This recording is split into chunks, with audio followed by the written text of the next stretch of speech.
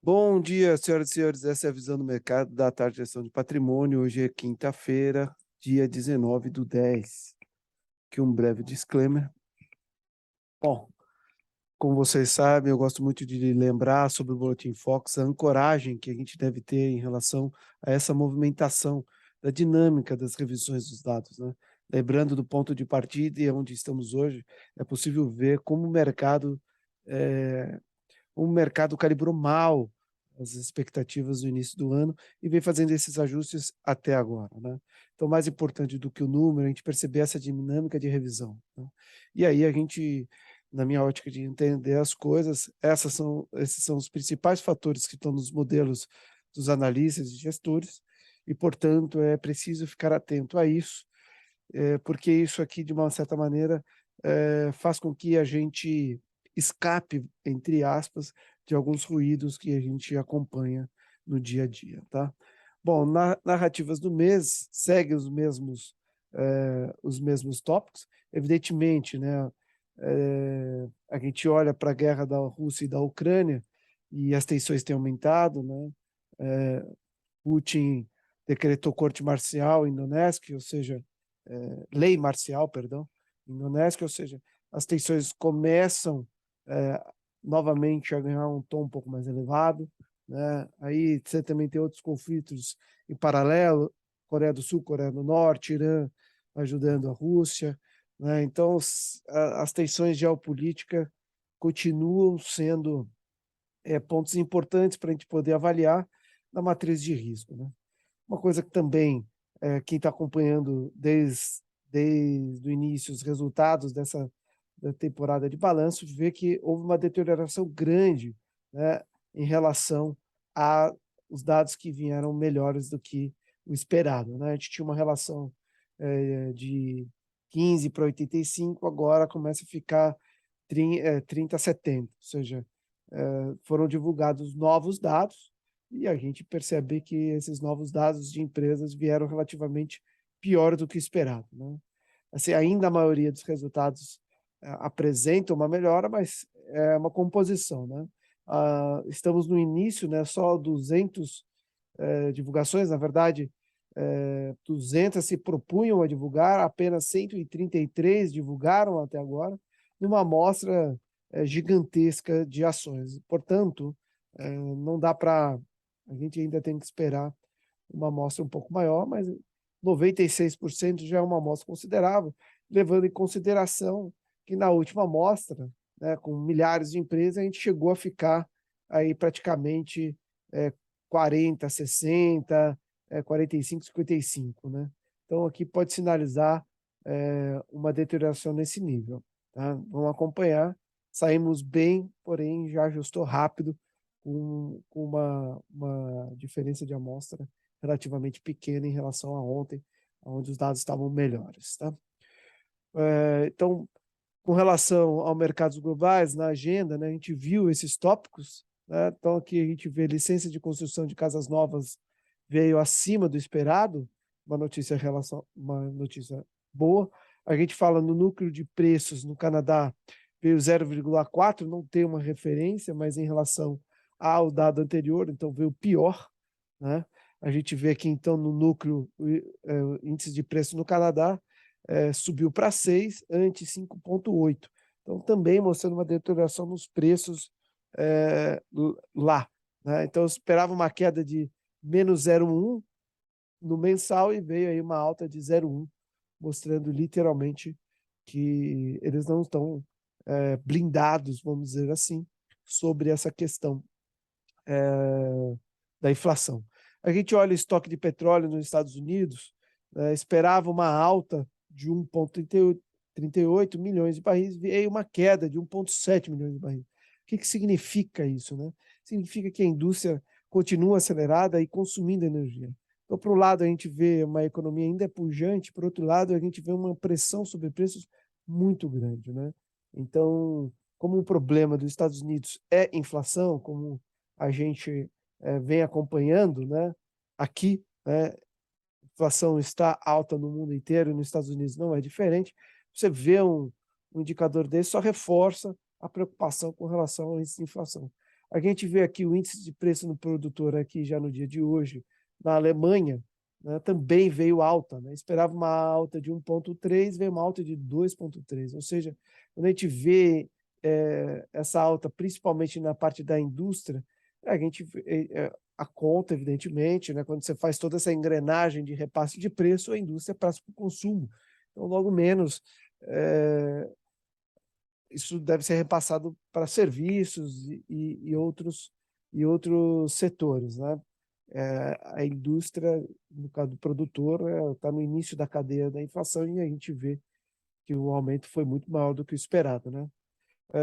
Bom, eu coloco a Turquia aqui, está no nosso pool, né? Somos do mesmo par de países emergentes, então taxa de juros no curto prazo esperava era 12, esperava que fosse um movimento para 11, veio um corte de 1,5 ponto, né? Então a taxa dele está 10,5, né? Lá a política monetária ela é feita de maneira impositiva, né? Então, assim, a gente já viu essa taxa sair de 1 para 14, os movimentos bem bruscos, enfim.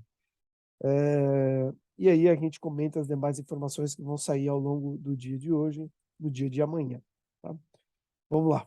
Bom, sobre os principais índices americanos, né, segue a mesma conclusão de que eu falei ontem. Né? A gente está numa região extremamente perigosa, está numa região extremamente delicada. Né? Então, assim, são 3 semanas consecutivas de alta. A gente vê aí um índice futuro hoje um pouco mais tímido, entre aspas, né? Porém, quando a gente olha dentro do quebra-cabeça, a gente vê principalmente aqui, quando a gente olha o petróleo, né, dado que o problema, cadê minha reguinha, está aqui, dado que o problema dos Estados Unidos e do mundo, a inflação, a gente vê o petróleo ter uma reação um pouco mais positiva, né? Então, deixando a gente vê ali consumo de petróleo mais alto, aumento de petróleo, o repasse de preço para a economia americana, dado que o petróleo está no início da cadeia da inflação, a gente pode imaginar que isso deve atuar mais fortemente na curva dos bonds, na curva de juros americanos. A gente vai ver aqui, mas olha só como. Depois eu repasso aqui, tá? Depois eu volto, mas só para seguir a mesma linha do raciocínio, olha aqui como que está a abertura da curva de juros americanos, da curto ou mais longo, ou seja, precisam de mais prêmio, né? O risco está cada vez elevado. Cada barrinha dessa é uma semana. Olha a sequência de queda. Eu arrisco em dizer, eu não consigo dizer, mas eu arrisco em dizer, pelo menos por essa amostra que nós estamos vendo, que é a maior sequência de queda semanal já vista nos bonds. Né?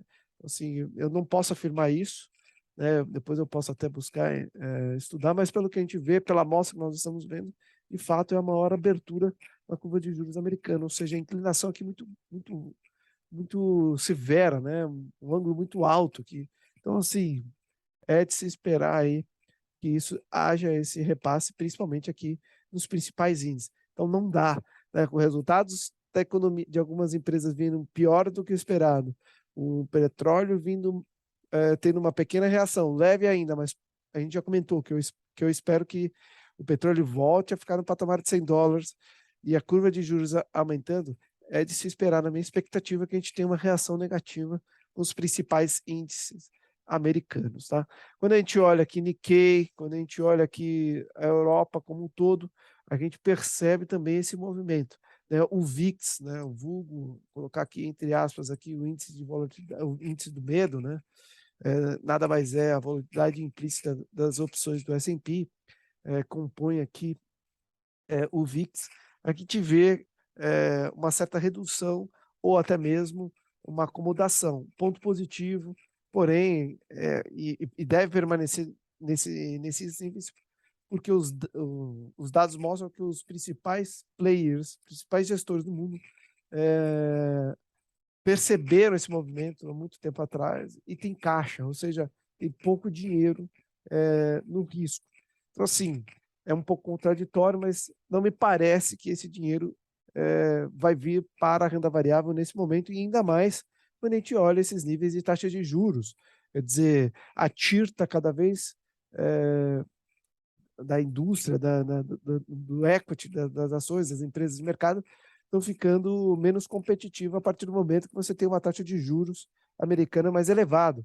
E mais elevado quanto? Olha só a taxa de juros americana de 10 anos, 4,2. Né? Taxa que era níveis de 1%, alguma coisa nesse sentido, a gente está vendo 4,12 ao ano, ou seja, fica difícil você imaginar que um gestor que é um investidor racional, ele poder deixar na mesa 4,12 de graça, né? Sem correr tanto risco. Então, nitidamente, eu vejo pouco espaço para renda variável no momento, dado todo esse cenário de contexto geopolítico e petróleo, enfim, tudo que a gente acabou de comentar. A gente olha aqui para a China, minério de ferro, da linha teve uma queda forte de 13%, né? A gente comentando dessa região há semanas, então está quase mais de um mês aqui nessa região. Né? Olha só, uma região extremamente importante de alívio, né? E por que o minério de ferro cairia tanto? O minério de ferro faz parte do início da cadeia do crescimento econômico, porque ele cairia tanto? Ora, cairia tanto porque não se espera esse crescimento econômico tão pujante. Né? Então, desta maneira, é natural de a gente perceber níveis de queda do minério de ferro. Né? O ouro também, como componente industrial e como reserva de valor, também aqui sofrendo uma desvalorização muito grande. Né? Como eu tenho dito, não sei para onde está indo o recurso. Né? Não está indo para a renda variável, tampouco está indo para a renda fixa e tampouco está indo para criptos. Né? Como a gente olha aqui, Bitcoin novamente abaixo de 20 mil dólares, próximo de 18 mil dólares, e Ethereum aqui abaixo de próximo em 1.300 dólares. Né? Uma região aí que eles estão brigando. Né? Então, destaque aqui, a gente olha aqui para todos os índices asiáticos que fecharam em queda. Aqui, o índice europeu, na sua maioria, no campo positivo, mas destaque positivo aqui para Espanha subindo 0,40, ou seja, não é uma alta muito robusta. Né? E destaque negativo para a Alemanha, 0,29. Tá? Os futuros americanos também aqui positivo, não tão forte, mas vem numa sequência, como a gente viu, positivo. Mas ontem, né, a gente olhou aqui, né, uma realização do mercado de índices americanos. Então, ficar atento a isso. Tá, vamos olhar aqui o CDS de 5 anos do Brasil, voltando a ficar abaixo de 300 pontos positivo, notícia boa para nós, mas dentro de todo esse contexto que eu comentei com vocês, principalmente no que diz a geopolítica, eu acho difícil a gente escapar dessa maneira, de ficar ileso em relação a isso.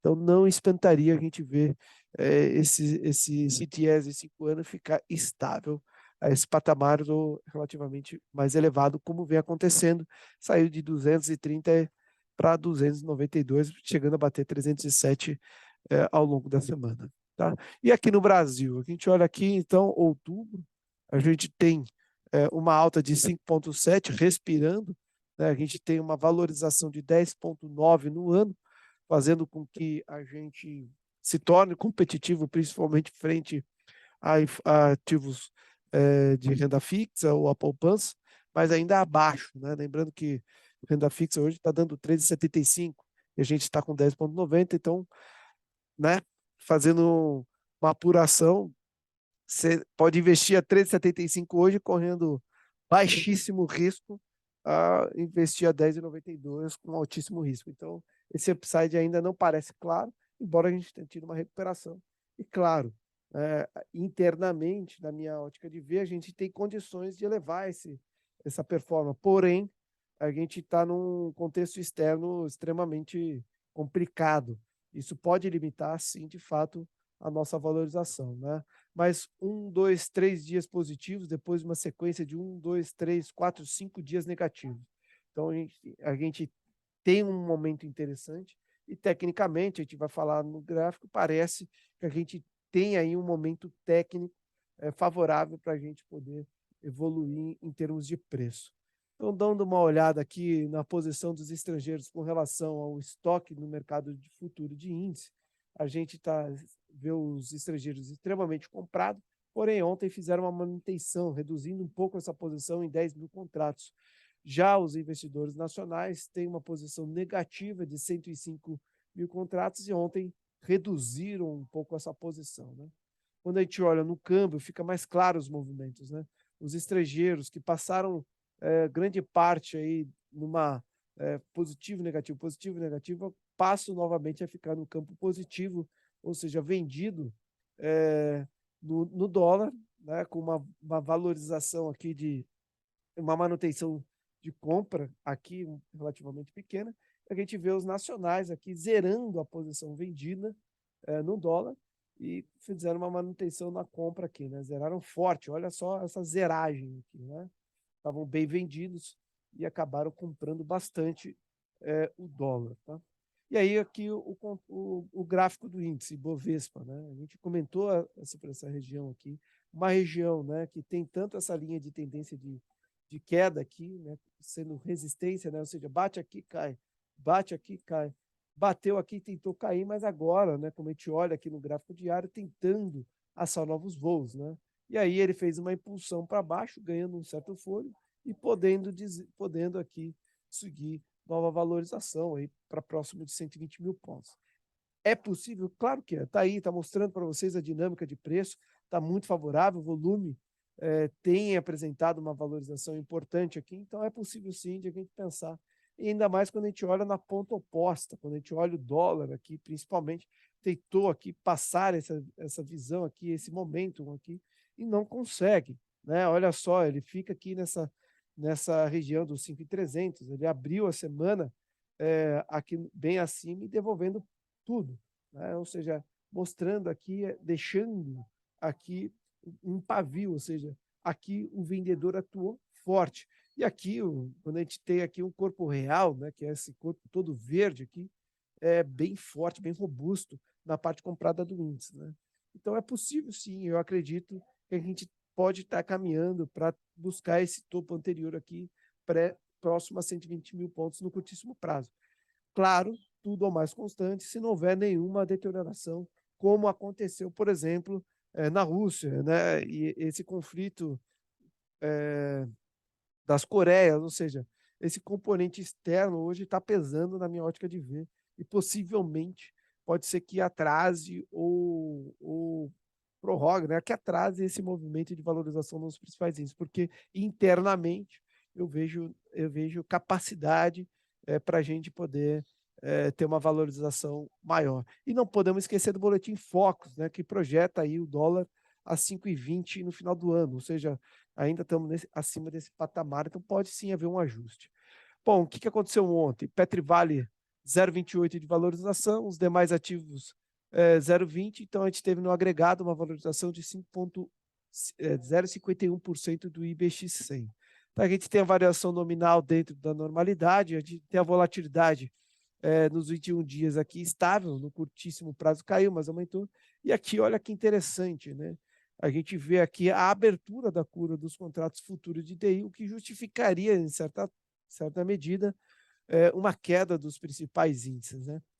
Isso não aconteceu, muito provavelmente, porque as TIRs dos modelos ainda estão mais atrativas do que a TIR proporcionada por essa abertura da curva de juros. Mas alguns setores sentiu, como o caso de materiais básicos, saúde, tecnologia, certo?